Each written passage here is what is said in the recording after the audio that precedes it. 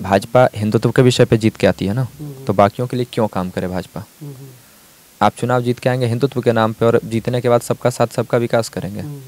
ऐसा है कि आप खुल के कहिए जो ये देश जितना राम का है उतना नबी का है। आप हिंदुत्व के नाम पे चुनाव लड़ेंगे, बाद में हिंदू मुस्लिम एकता की बात, कौमी एकता की बात करेंगे, ये नहीं चलेगा ना। हिंदू बहुल इलाके में दंगा नहीं होता।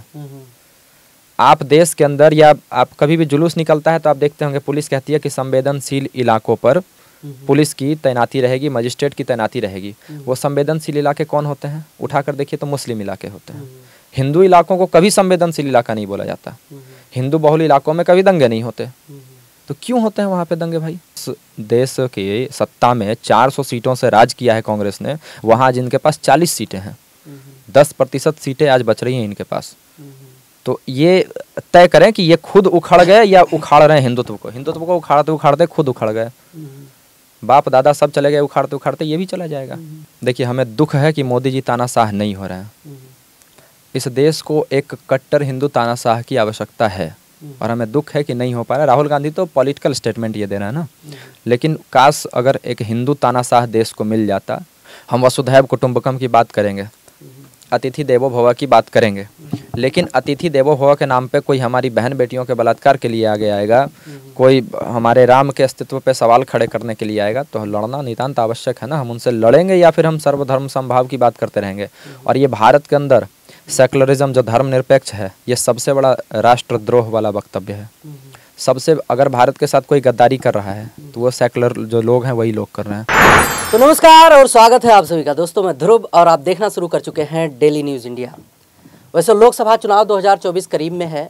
सत्ता पक्ष विपक्ष अपने अपने विचारों के साथ लोगों के बीच में जा रहा है। एक तरफ राहुल गांधी भारत जोड़ो न्याय यात्रा कर रहे हैं, दूसरी तरफ जो है मोदी जी कह रहे हैं अब सी बार 400 पार। लेकिन जब मोदी जी कहते हैं कि अब सी बार 400 पार, तो साथ साथ में विपक्ष जो है आरोप लगाता है, यानी कि धर्म से जोड़कर राजनीति करने का, तुष्टीकरण की राजनीति करने का। तो हमारे साथ में बैठे हैं, क्या नाम है सर? माधुलाल कश्यप। कहाँ के रहने वाले हैं? मैं मूलतः नालंदा से हूँ। अच्छा। बिहार, पूरे बिहार में अपना संगठन है। अच्छा। संगठन आप संचालित करते हैं। संगठन क्या है और क्या काम करता है, उसके विषय में थोड़ा विस्तार से जानेंगे। उसके बाद जो है चुनाव से संबंधित भी बात करेंगे। हमारे संगठन का नाम हिंदू स्वाभिमान है। अच्छा। हम बिहार के अंदर हिंदू स्वाभिमान संगठन बना करके पिछले वर्ष हमने इसकी स्थापना की थी। अच्छा। 22 जनवरी 2023 को, और इस वर्ष 22 जनवरी 2024 को हमने 1 वर्ष उसके पूरे कर लिए। 1 वर्ष में हमने 50 से अधिक शोभा यात्राएं निकाली और दर्जनों हिंदू स्वाभिमान सभा आयोजित हुए कार्यकर्ताओं के द्वारा। बिहार के 10 जिलों में हमने किए ये कार्यक्रम सारे। 10 जिलों में हमारा संगठन अभी है और गर्व है इस बात का कि 50 यात्रा में से एक भी यात्रा पर किसी ने कंकड़ पत्थर तक नहीं फेंका, कोई विरोध कहीं नहीं हुआ, कहीं किसी ने कोई हमला नहीं किया। इतना पुख्ता सुरक्षा व्यवस्था के साथ हम लोगों ने निकाला। प्रशासनिक व्यवस्था के इतर हम लोगों ने अपनी एक व्यवस्था बना करके, अपनी एक टीम बना करके उसको निकाला। कहीं कोई हमला नहीं, बिल्कुल सफलतापूर्वक हम लोगों ने 50 से अधिक यात्राएं निकाली। वैसे सरकार जो है, सरकार कह रही है कि सबका साथ सबका विकास, और मोदी जी जो है खास करके 24 के चुनाव को ध्यान में रखते हुए बहुत तरीके से मतलब बातों को लेकर आए हैं। लेकिन विपक्ष जो है कहता है कि मोदी जी धर्म से जोड़कर राजनीति कर रहे हैं, या जो सरकार है धर्म से जोड़कर राजनीति कर रही है। तो जो अलग अलग समुदाय के लोग हैं वो टारगेट कर रहे हैं कि इस प्रकार के जो संस्थाएं हैं वो एक व्यक्ति विशेष को टारगेट करके काम कर रही है सरकार के अगुवाई में। देखिए, आपने कहा ना सबका साथ सबका विकास। पृथ्वीराज चौहान का नाम आप सबने सुना है, हमने सुना है। पृथ्वीराज चौहान का भी लगभग यही विचार था, सबका साथ सबका विश्वास वाला। तो उन्होंने 16 बार उस आक्रांता को माफ़ किया, लेकिन 16 बार उन्होंने जिसको माफ़ किया, 17वें बार में उसने एक बार के लिए भी पृथ्वीराज चौहान को माफ़ नहीं किया। मोदी जी ये सबका साथ सबका विश्वास लेकर चल रहे हैं ना। जिस दिन मोदी जी के ऊपर ये लोग हावी होंगे, ये मोदी जी को सबका साथ सबका विश्वास वाला चक्कर में नहीं रखेंगे, ये सीधे मोदी जी के विनाश का मार्ग प्रशस्त कर देंगे। इसलिए माननीय मोदी जी को चाहिए कि हिंदुओं के प्रचंड वोट से वो आए हैं, तो सिर्फ और सिर्फ हिंदुओं के लिए ही काम हो इस देश में। तो जैसे और लोग जो हैं भाई, उनको क्या करेंगे फिर? कहाँ उनको क्या करेंगे? आप एक बात बताइए ना, भाजपा हिंदुत्व के विषय पे जीत के आती है ना, तो बाकियों के लिए क्यों काम करे भाजपा। आप चुनाव जीत के आएंगे हिंदुत्व के नाम पे और जीतने के बाद सबका साथ सबका विकास करेंगे, तो ये तो भाई डबल स्टैंडर्ड हो गया ना। लोकतंत्र है और सहिष्णुता की वजह से जो है, तो लोकतंत्र है तो आप ये कहिए कि चुनाव के पहले ही कि हम सबका साथ सबका विकास करेंगे, हिंदू और मुसलमान दोनों का हम विकास करेंगे, दोनों के लिए काम करेंगे। उस समय आप हिंदुओं का राम क्यों अलापते हैं? उस समय आप ये क्यों कहते हैं कि देश राम का है? कहिए देश जितना राम का है उतना नबी का है। और भाजपा के कुछ लोग कहते भी हैं ना, भाजपा के वो वहाँ रविंद्र रैना जी हैं भाजपा के प्रदेश अध्यक्ष जम्मू कश्मीर के, वो तो कहते भी हैं कि जो नबी का नहीं वो हमारा नहीं। मेघालय के जो प्रदेश अध्यक्ष हैं भाजपा के, वो कहते भी हैं कि मैं गौमांस खाता हूँ, और भाजपा मना नहीं करती है गौमांस खाने के लिए। हमारे पास न्यूज़ कटिंग है, सबका पेपर कटिंग है। तो ऐसा है कि आप खुल के कहिए कि जो ये देश जितना राम का है उतना नबी का है। आप हिंदुत्व के नाम पे चुनाव लड़ेंगे, बाद में हिंदू मुस्लिम एकता की बात, कौमी एकता की बात करेंगे, ये नहीं चलेगा। आप चुनाव के पहले जो बोलते हैं पूरे 5 साल उस पर खड़ा रहना पड़ेगा। नहीं रहेंगे तो भाई फिर देश कैसे चलेगा? आप बताइए ना। इतना अत्याचार हमारी सरकारों में, बेटियों के 35 टुकड़े, यहीं पास में ही ना साक्षी को 20 बार चाकू मारा गया इसी दिल्ली में, श्रद्धा के 35 टुकड़े हुए इसी दिल्ली में, अंकित सक्सेना आईबी के अधिकारी, दिल्ली दंगों में 400 बार चाकू गोदा गया इन्हीं सरकार की व्यवस्थाओं में ना, हमारे ही लोग सरकार में है ना। तो ऐसे कैसे चलेगा आप बताइए? हमारी सरकार, हमारे लोग सत्ता में और हमारे लोग मारे जा रहे हैं।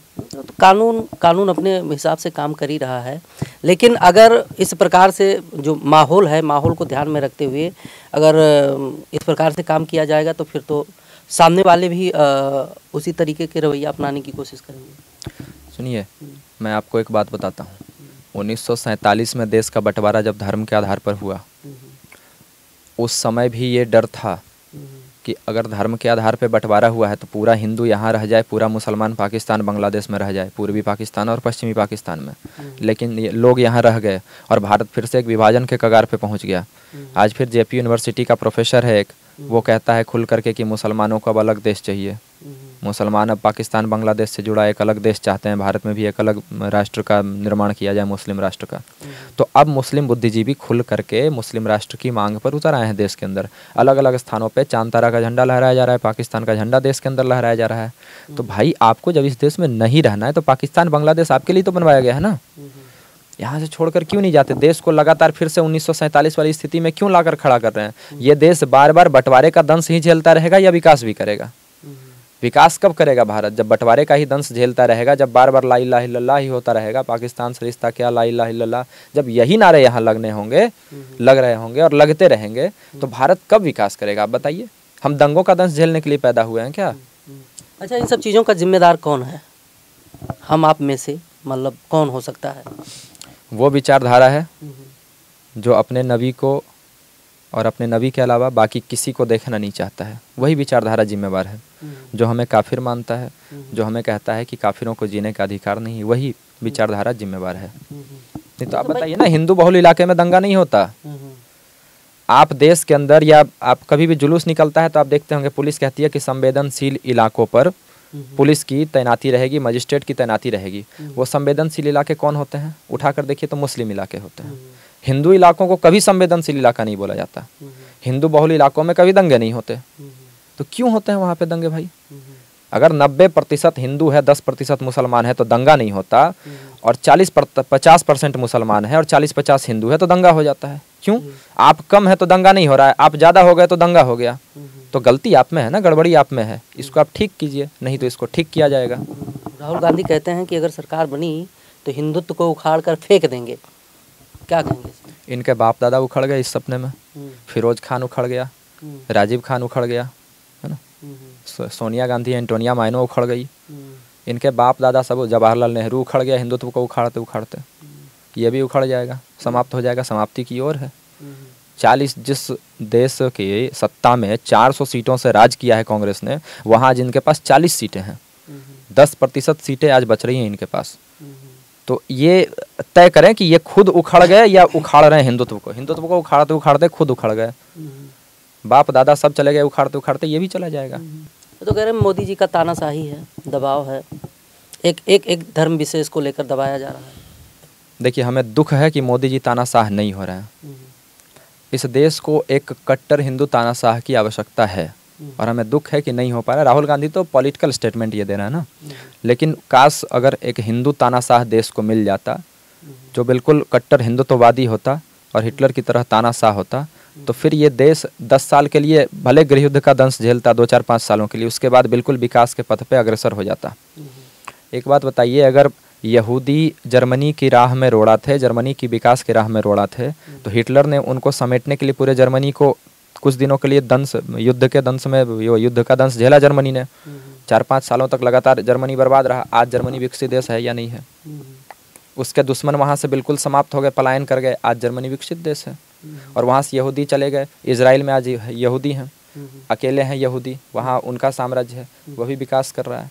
तो आपको मैं एक बात बता देता हूँ, जो धर्म के आधार पर बना राष्ट्र होगा, धर्म प्रधान राष्ट्र होगा, वो बिल्कुल विकास करेगा। ईसाई राष्ट्र 125 है देश में, सब विकसित हैं, है ना, सबके सब विकसित है ना।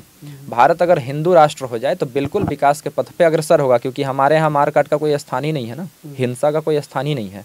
हिंसा का तब स्थान है जब हिंसावादी ताकतें हम पे हावी हो रही हैं, तब हम हिंसा करेंगे। प्रतिकार के लिए हिंसा है, ऐसे हिंसा का कोई स्थान नहीं है हमारे यहाँ। यहाँ तो कहा जाता है कि भाई जो है हिंदू, मुस्लिम, सिख, ईसाई आपस में सब भाई भाई कहा जाता है, तो फिर कैसे हो पाएगा? वो लोग कहते हैं कि भाई जितना आपका भारत है, जितना हमारा है, जितना आपका अधिकार है उतना हमारा भी अधिकार है। तो उनके बाप दादाओं ने 47 में क्यों लिया था पाकिस्तान, ये भी स्पष्ट करें वो। मैं आपको बताता हूँ, एक आपने सुना है ना, सारे जहाँ से अच्छा हिंदुस्तान हमारा, उसमें क्या लिखा हुआ है? अगली पंक्तियाँ उसकी क्या है? ए आबरूद गंगा वह दिन है याद तुझको, उतरा तेरे किनारे जब कारवां हमारा। मतलब ए गंगा का मैदान तुमको याद है जब हमारा इस्लाम का कारवां तुम्हारे किनारे पर उतरा था और गंगा के जल को हमने हिंदुओं के रक्त से लाल कर दिया था। ये सारे जहाँ से अच्छा का बीचली पंक्ति है। तो यहाँ तो मोहम्मद इकबाल ने भी राष्ट्रद्रोही पंक्तियाँ लिखी है ना, भारत के लिए राष्ट्रद्रोही पंक्तियाँ, हिंदुद्रोही पंक्तियाँ हैं। और मोहम्मद इकबाल को लोग कहते हैं बहुत बड़ा राष्ट्रवादी था, और मोहम्मद इकबाल हिंदुओं में बैठता था तो सारे जहाँ से अच्छा कहता था, मुस्लिमों में बैठता था ए आबरूद गंगा गाता था, मुस्लिमों में जब वो बैठता था तो कहता था कि ये वतन जो है भारत, ये एक बुत है, जब तक इसको नहीं तोड़ोगे हिंदू नहीं टूटेगा, और तब तक यहाँ हमारा वर्चस्व नहीं होगा, तब तक इस्लाम का राज कायम नहीं होगा। तो हमेशा से इन लोगों ने तो देश को तोड़ने की बात करी है, और सारे पुख्ता प्रमाण हैं अपने पास। आज 40,000 मंदिरों के, मस्जिदों के नीचे मंदिर दबे हुए हैं। आगरा के जामा मस्जिद के नीचे भगवान श्री कृष्ण की मूर्तियाँ उसकी सीढ़ियों पर लगी हुई हैं। सबके प्रमाण है अपने पास। मुसलमानों की लिखी किताबों में ही प्रमाण है।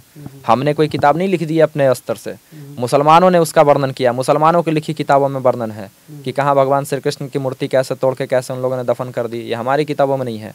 बात आई हिंदू, मुस्लिम, सिख, ईसाई, तो मुस्लिम तो आप देख ही रहे हैं, सिख तो हमारे भाई हैं।